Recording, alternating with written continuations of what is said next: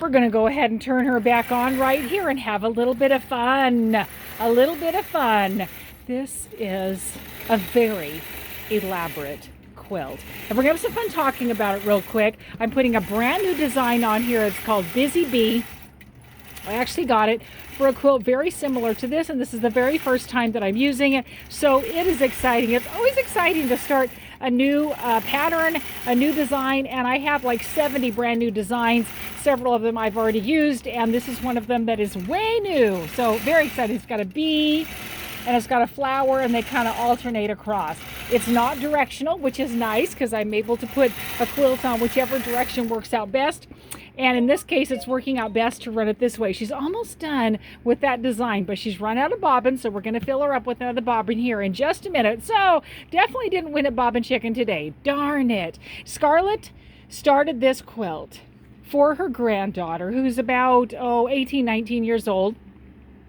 And she got a ways into it, and then challenges happened with her life and health and other things, and so she turned it over to me to try to get it finished. And I talked to my friend Linda, who is excellent at making quilts, and Linda and I collaborated and were able to get this quilt worked up and finished up between a lot of discussions that we had together and all of the amazing quilting creation work that Linda did right there. So this quilt has a pattern that has all of these like little fun strawberries and little strawberry blossoms right there, and then there's an option to have 4 more strawberries here or the big jar of jam. And Hannah, granddaughter, wanted to have the big jar of jam, and you can see it even has a wonderful lid and little band right here. So much fun. It was a lot of work. It was a challenge, and a fun challenge that I think Linda actually enjoyed. I hope so. And so we're finishing it up right here with that fabulous Busy Bee design, because the backing fabric, let me pull this off here for just a second. The backing fabric is a wonderful batik.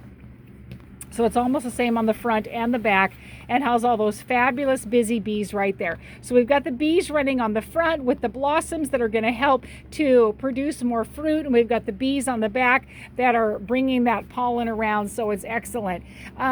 With a quilt like this, there's just a lot happening. This fabric, though it's a really high quality fabric, it's really shed-y. It's really the threads are just all over the place. So Linda took the opportunity to run along with stay stitching around the edge, even though technically it is a straight border. That still seemed to be something to kind of help those threads stay in. She also did at an angle diagonal here with her border, even though this is just a perfectly straight color of fabric. Still, the eye will move smoothly over it, my friends. Anytime you have to add a splicing to your border, I would always suggest you do it at the angle, unless you have one that's extremely geometric. I don't get a lot of those, but when I do, I try to make a pretty big deal out of it so that you're very aware. I'm going to go ahead and show you the back side of the quilt, and Linda is excellent making quilts. She's excellent at pressing, and you can still see just how sheddy and thready that fabric is. It's just the style of fabric. I've received a couple of quilts with this. Because she pressed her fabrics the way that she did, it caused this sashing to raise up just a tad, which is great. It just kind of lifts it and gives it a little bit of dimension, which I really love.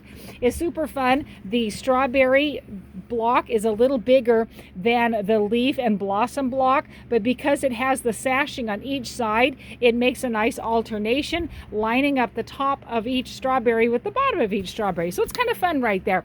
There's a lot going on right here. It's exciting. I'm loving this quilt. I'm just certain that Scarlett is going to love it, and her granddaughter is going to be so happy with it. I just know. We're going to give her a little bit more thread. She's going to finish up that bee, and we're going to be on to a couple of more rolls. Oh, I also want to show you, Scarlett is also very particular about her batting, and she always requests my 100% cotton batting. So I did put that into here as well. Wonderful if you have allergy issues or other kinds of concerns. I do carry that wonderful cotton, and so that's always something that I put into Scarlett's quilts. My friends, have yourself an amazing day.